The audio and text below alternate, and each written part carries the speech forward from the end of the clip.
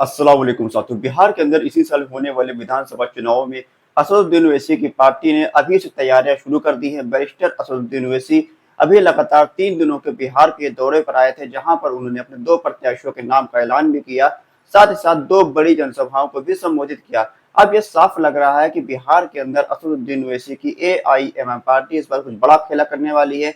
हालांकि पिछले विधानसभा चुनाव में असदुद्दीन ओवैसी की पार्टी ने सबको चौंकाते हुए 5 सीटों पर बड़ी जीत हासिल करी थी, लेकिन 2 साल के अंदर ही 5 में से 4 विधायकों ने पाला बदलकर आरजेडी में चले गए थे। असदुद्दीन ओवैसी जब बिहार आए तो यहाँ पे बहादुरगंज की सभा के अंदर उन्होंने ऐलान किया कि हमारे 4 विधायक तोड़े गए हैं, इसका बदला हम 24 से लेंगे। तो आज हम इस वीडियो में चर्चा करेंगे कौन कौन सी सीटें ऐसी हैं जहां पर असदुद्दीन ओवैसी की AIMM पार्टी मजबूत है, किन सीटों पर एमआईएम पार्टी चुनाव जीत सकती है और किन सीटों पर एमआईएम पार्टी को थोड़ा बहुत नुकसान हो सकता है। तो यहाँ पर अगर बात करें एमआईएम पार्टी सीमांचल के इलाके के अंदर की 24 सीटें, यहाँ तो चुनाव लड़ेगी ही लड़ेगी, लेकिन सीमांचल के बाहर भी एमआईएम पार्टी अपने पांव पसार रही है। ढाका पूर्वी चंपारण जिले की ढाका सीट पर एमआईएम पार्टी ने राणा रणजीत सिंह को अपना प्रत्याशी भी घोषित कर दिया है। यहाँ पर असदुद्दीन ओवैसी की पार्टी बिहार के अंदर लगभग 40 से 50 सीटों पर प्रत्याशी उतारने की तैयारी कर रही है। हालांकि अभी कोई ऑफिशियल इनका अनाउंसमेंट नहीं हुआ है, लेकिन लगभग लगभग इतनी सीटों पर एमआईएम पार्टी प्रत्याशी अपने उतारेगी। अब 24 सीटों पर जीत का दावा जो बैरिस्टर असदुद्दीन ओवैसी कर रहे हैं, वो किस बिना पर कर रहे हैं, इसकी अगर जांच पड़ताल करी जाए तो बिहार के अंदर लगभग 50 सीटें ऐसी है जो मुस्लिम वोटों वाली सीटें मानी जाती हैं। यहाँ पर मुस्लिम वोटर निर्णायक होते हैं, वो जिसको वोट करते हैं उस पार्टी की जीत यहाँ पर कन्फर्म हो जाती है। असदुद्दीन ओवैसी की पार्टी ने पिछले बार 19 सीटों पर प्रत्याशी उतारे थे, जिसमें से 5 पर उनको बड़ी जीत मिली थी। इस बार एमआईएम पार्टी 24 सीटों जीतने का टारगेट लेकर चल रही है। सीमांचल के इलाके के आने वाले किशनगंज, कटिहार, अररिया और पूर्णिया, ये 4 जिलों के अंदर एमआईएम पार्टी का अच्छा खासा सियासी रसूख है और इन्हीं 4 में से 3 जिलों में पिछले बार एमआईएम पार्टी को 5 सीटें जीत मिली थी। हालांकि कटिहार जिले में एमआईएम पार्टी को किसी भी सीट पर जीत हासिल नहीं हुई थी। इस बार एमआईएम पार्टी सीमांचल के बाहर भी काफी मजबूत हो रही है और यहाँ पर एमआईएम पार्टी अपनी सीमांचल के बाहर भी विस्तार कर चुकी है।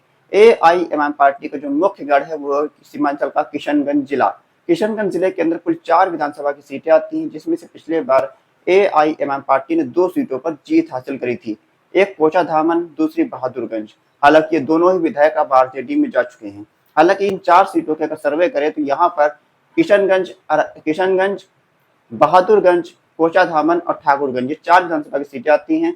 इसमें असदुद्दीन ओवैसी की पार्टी काफी मजबूत है और इन चारों विधानसभा सीटों में से एमआईएम पार्टी इन चारों विधानसभा सीटें चुनाव जीत सकती है अगर एमआईएम पार्टी यहाँ पर अच्छे प्रत्याशी चुनाव में उतारती है। हालांकि बहादुरगंज से एमआईएम पार्टी ने पूर्व विधायक तौसीफ आलम को टिकट दिया हुआ है। ये काफी मजबूत प्रत्याशी है और यह सीट इस बार 90% चांस लग रहे हैं कि एमआईएम पार्टी की झोली में एक बार फिर से जाने वाली है। इसके अलावा कोचाधामन विधानसभा सीट जो पिछले बार एमआईएम पार्टी जीती थी, यहाँ भी अगर एमआईएम पार्टी कोई मजबूत प्रत्याशी उतारती तो ये सीट इस बार फिर से एमआईएम पार्टी को जीत हासिल हो सकती है। यहाँ पर खबर आ रही है कि पूर्व विधायक मास्टर मुजाहिद आलम एमआईएम में शामिल हो सकते हैं, लेकिन एक चर्चा यह भी है कि वो आरजेडी में जा सकते हैं। हालांकि वो मजबूत नेता है, वो आरजेडी में जाते हैं तो एमआईएम पार्टी के लिए मुश्किलें खड़ी हो सकती है सीट पर। इस सीट पर अगर वो आरजेडी से प्रत्याशी मास्टर मुजाहिद आलम होते हैं तो अगर अख्तुल ईमान खुद इस सीट पर चुनाव लड़ते हैं, जो कि उनकी पैतृक सीट भी है, तो इस सीट पर वो आसानी से जीत हासिल कर लेंगे। लेकिन अगर मास्टर मुजाहिद के आलम के सामने किसी और प्रत्याशी को उतारा गया तो उसकी जीत कुछ मुश्किल हो सकती है, उनको एमआईएम पार्टी को थोड़ी मुश्किलों का सामना करना पड़ सकता है इस सीट पर। इसके अलावा किशनगंज विधानसभा की सीट पर 2019 में होने वाले विधानसभा के उपचुनाव में एमआईएम पार्टी के कमरुल हुदा ने जीत हासिल करी थी, लेकिन 6 महीने के बाद हुए विधानसभा चुनाव 2020 में एमआईएम पार्टी ने सीट गंवा दी। एमआईएम पार्टी के कमरुल हुदा को मात्र 43,000 वोट मिला और वो तीसरे नंबर पर खिसक गए थे। इसके बाद उन्होंने पार्टी भी छोड़ दी, आरजेडी में चले गए। आरजेडी ने उनको किशनगंज का जिला अध्यक्ष बना दिया है। यहाँ पर एक बड़ा चेहरा तसीरुद्दीन के नाम पर एमआईएम पार्टी में मेहनत कर रहा है और उम्मीद जताई जा रही है कि 90% टिकट तसीरुद्दीन को ही मिलेगा। वो काफी मजबूत नेता है, लोकल के हैं, 2015 में भी एमआईएम के प्रत्याशी रह चुके हैं, 17-18 हजार वोट भी लेकर आए थे। ऐसे में एमआईएम पार्टी तसीरुद्दीन को टिकट देगी तो यहाँ पर लग रहा है कि ये सीट एक बार फिर से एमआईएम पार्टी मजबूती से लड़ती है, तो यह सीट पे एमआईएम पार्टी 80% चांस है कि सीट एमआईएम पार्टी चुनाव जीत जाएगी। अब ये महत्वपूर्ण सीट है, एक है वो है ठाकुरगंज विधानसभा की सीट। ठाकुरगंज विधानसभा सीट इस बार एमआईएम पार्टी की लहर चल रही है। इस सीट पर लगभग 4 से 5 प्रत्याशी हैं जो एमआईएम पार्टी का टिकट मांग रहे हैं और काफी मजबूत सारे प्रत्याशी हैं। यहाँ पर टिकट का जो फैसला है वो करना काफी मुश्किल है, क्योंकि सारे प्रत्याशी मजबूत हैं। यहाँ पर एम पार्टी को काफी बड़ी जीत मिल सकती है इस बार, और इस बार एम पार्टी यहाँ पर पहली बार अपनी जीत का खाता भी खोल सकती है। यहाँ पर जो मुख्य प्रत्याशियों की लिस्ट है वो है फयाज आलम, जो कि अभी हाल ही में एम में शामिल हुए हैं। दूसरे है गुलाम हसनैन साहब, जिन्होंने सरकारी नौकरी छोड़कर एमएम में शामिल हुए। ये काफी ज्यादा आगे बताए जा रहे हैं सर्वे में और काफी मजबूत भी बताए जा रहे हैं। इसके अलावा मुफ्ती अतहर जावेद साहब, जो कि पिछले 10 साल से एमएम पार्टी से जुड़े हैं। इसके अलावा जिला अध्यक्ष किशनगंज एमएम पार्टी के हैबर बाबा, ये भी एमएम पार्टी के सिंबल के दावेदार हैं। इसके अलावा एक दो प्रत्याशी और हैं जो एमएम पार्टी का टिकट मांग रहे हैं। लेकिन यहाँ पर गुलाम हसनैन और मुफ्ती अतहर जावेद और फयाज आलम में से तीन में से किसी एक को टिकट मिलेगा। लेकिन अगर गुलाम हसनैन को यहाँ पर टिकट मिलता है तो सीट एमएम पार्टी 100% चुनाव जीतने की पोजीशन में आ जाएगी। ये 4 विधानसभा की सीटें जहां पर एमएम पार्टी चुनाव जीत सकती है किशनगंज जिले की।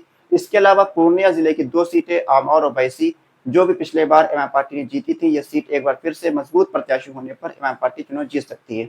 बैसी के अंदर खबर आ रही है कि एमएम पार्टी यहाँ पर हाजी अब्दुल सुबहान, जो कि पूर्व मंत्री आरजेडी के हैं, वो शामिल हो सकते हैं एमआईएम में, और एमआईएम उनको अपना प्रत्याशी भी बना सकती है। अब यहाँ पर अगर हाजी अब्दुल सुबहान प्रत्याशी होंगे तो ये सीट एमआईएम पार्टी कंफर्म जीत लेगी। लेकिन अभी गुलाम सरवर साहब एमआईएम में शामिल हुए हैं। 2015 में एमआईएम के प्रत्याशी थे, 17,000 वोट लेकर आए थे, और यहाँ पर 2020 में टिकट न मिलने की वजह से वो पार्टी से चले गए थे। अभी एमआईएम पार्टी के जो अध्यक्ष असदुद्दीन ओवैसी किशनगंज आए थे, उसके दौरान उन्होंने वापस में एमआईएम पार्टी में शामिल हुए। तो ऐसे में चर्चा है कि वो भी एमआईएम पार्टी के सिंबल के दावेदार हैं। इसके अलावा आमौर सीट से प्रदेश अध्यक्ष अख्तुल इमान खुद विधायक हैं। अब वो इस सीट पर चुनाव लड़ेंगे, ऐसी कंफर्म इंफॉर्मेशन आ रही है। तो यह सीट एमआईएम पार्टी, अगर अख्तुल इमान लड़ेंगे तो एमआईएम पार्टी एक बार फिर से चुनाव जीत लेगी। हालांकि इस बार चुनाव में अख्तुल इमान को कुछ मुश्किलों का सामना भी करना पड़ सकता है। इसके अलावा अररिया जिले की 2 सीटें, जोकीहाट और अररिया, ये दोनों सीटें भी एमआईएम पार्टी मजबूत है। यहाँ पर भी एमआईएम पार्टी चुनाव जीत सकती है।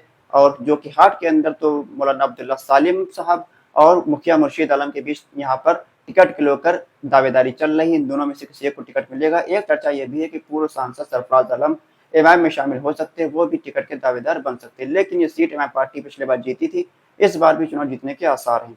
अररिया सीट भी मुस्लिम बहुल सीट है। यहाँ पर भी जो राशिद अनवर है एमआईएम के, जो पूर्व जिला अध्यक्ष अररिया के हैं, वो भी एमआईएम पार्टी के सिंबल के दावेदार हैं। हो सकता है कि वो इस बार इस सीट को अच्छे से लड़ते हैं तो ये सीट चुनाव में जीत पाए। इसके अलावा कटिहार जिले की बात करें तो यहाँ पर बलरामपुर सीट है। यहाँ पर एमआईएम पार्टी चुनाव जीत सकती है।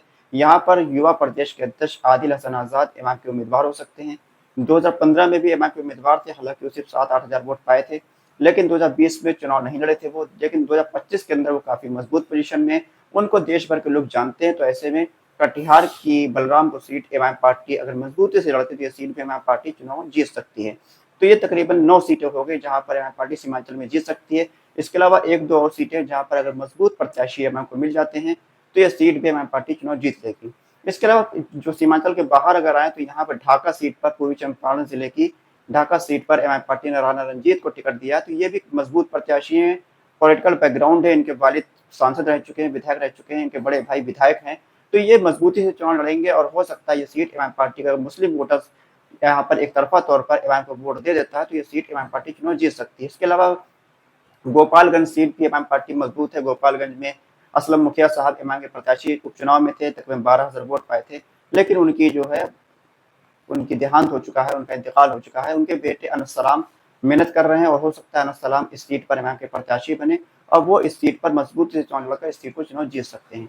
इसके अलावा 2-4 और सीटें जहां पर एमआईएम पार्टी चुनाव जीत सकती है, जैसे कि जाले विधानसभा सीट दरभंगा जिले की एक आध सीट और है जहां पर एमआईएम पार्टी मजबूत है।